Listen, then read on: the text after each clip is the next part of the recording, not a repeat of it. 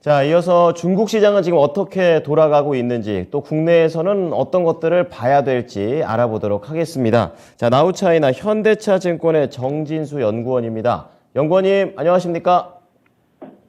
네, 안녕하세요. 네. 자, 오늘 중국 증시와 관련해서 쭉 오전자 보셨을 것 같은데요. 한 줄 평 남겨주신다면 어떻게 말씀해 주실까요? 네, 중국은 일단 가파른 상승세를 보이다가 잠시 숨고르기에 들어가는 모습입니다. 최근 연준 인사의 발언과 그리고 물가지표, 경제지표 발표를 앞두고 경계감이 좀 상승한 것으로 파악이 되고요.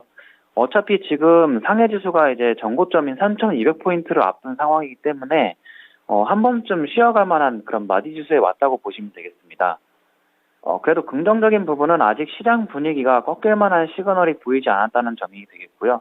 뭐 환율이라든가 외국인 수급, 이런 부분들이 모두 긍정적인 상황이고, 다만 리오프닝을 시작하는 단계에서 주변국과의 약간의 마찰음이 발생했다는 점이 변수로 작용하고 있습니다. 이러한 점을 제외한다면 중국 내부적으로도 코로나 확산세가 정점을 통과할 거라는 기대감이 높아진 상황이고요. 따라서 외출 활동도 다시 정상화되는 모습입니다. 이러한 부분들이 수요와 기업 실적에 긍정적인 상황이고요.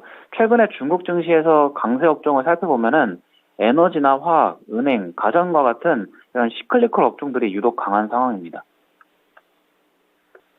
중국의 분위기는 좀 긍정적인 분위기가 유지된다라고 좀 말씀을 해주면서 확실히 또 중국이 또 최근에 한국하고 일본하고 신경 좀 버리고 있죠. 이와 같은 변수 그리고 코로나 정점에 대한 얘기까지 나눠주셨습니다. 자, 그럼 국내 투자자들이 봐야 될 중국 이슈들 어떤 게 있을까요? 네, 먼저 최근에 중국이 이제 한국과 일본인 대상으로 비자 발급을 중단한 그 이슈가 있었는데요. 네, 중국 입장에서는 이제 입국 차별에 대한 그런 대응 조치라는 입장입니다. 다만 미국 등 다른 나라를 제외한 우리나라와 일본만을 대상으로 했다는 점에서, 지금 당장은 동아시아 긴장감을 좀 더 유지하고 또 국경 개방 속도를 조절하려는 그런 전략적 의도가 포함되어 있다고 볼 수가 있는 부분입니다. 그나마 다행인 점은 이제 추가적인 보복 조치가 없었다는 점입니다. 예를 들어 한국을 방문하지 말라는 거나 아니면 물론 뭐 겉으로 드러나진 않았지만 한한령과 같은 그런 고강도의 보복 조치는 없었습니다. 때문에 우리나라의 중국 소비 관련주들이 받는 그런 직접적인 피해는 제한적일 것이라고 볼 수 있는 부분이 되어 있고요. 다만 우려가 되는 부분은 이러한 대립 구도가 반한 감정을 일으키게 되면은 나중에 관계가 정상화된다 하더라도 중국 소비 관련주의 회복이 좀 느려질 수 있는 그런 우려가 있겠고요.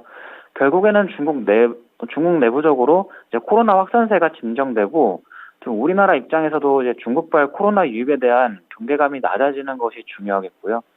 그렇게 된다면은 중국도 이제 상호주의 원칙이라고 했으니까 이제 보복 조치도 다 해제될 것으로 보여집니다. 사실 중국이 코로나가 진정된다고 하더라도 갑작스럽게 항공기를 증편할 수는 없는 상황이다 보니까 시점상으로 본다면은 한 5월 노동절 연휴 때가 이제 국경 오픈이 본격화되는 시점이라고 볼 수 있겠습니다. 네. 첫 번째가 이제 변수와 관련해서 이제 보복이냐 보복이 아니냐 개인적으로 한국인 입장에서 설득력 별로 없어 보이는데요. 외교를 잘해야겠다는 생각이 듭니다. 내국인의 건강 그리고 이 반한 감정 이걸 어떻게 좀 컨트롤할 수 있을지 정부의 숙제가 좀 깊어지는 모습입니다.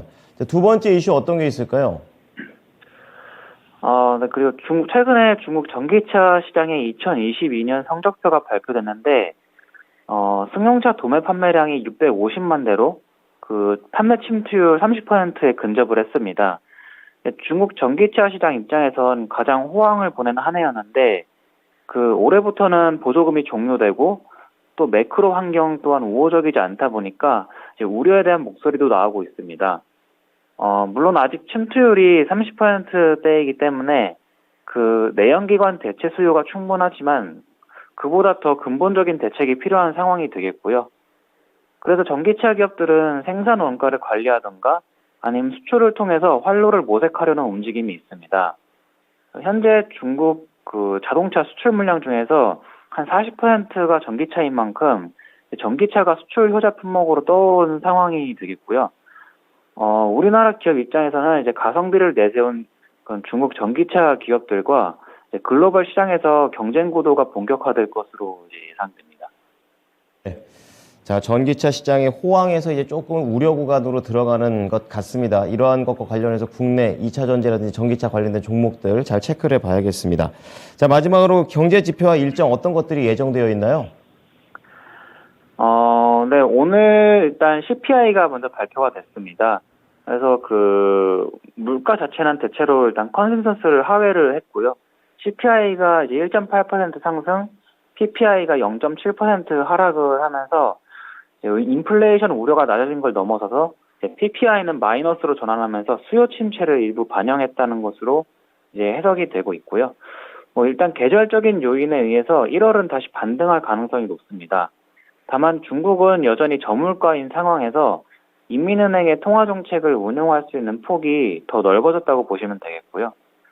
그리고 내일 무역 지표 발표가 예정되어 있는데 여기서는 이제 글로벌 수요에 대한 판단이 중요하겠고 그리고 다음 주 초에 예정된 4분기 중국 경제 성장률을 통해서 경기 회복 사이클의 위치를 좀 판단하는 것이 중요하겠습니다. CPI와 무역 지표, 그리고 경제 성장률, 네, 지켜보도록 하겠습니다. 오늘 말씀 감사합니다. 네, 감사합니다. 네. 자, 오늘 나우차이나는 현대차증권의 정진수 연구원이었습니다.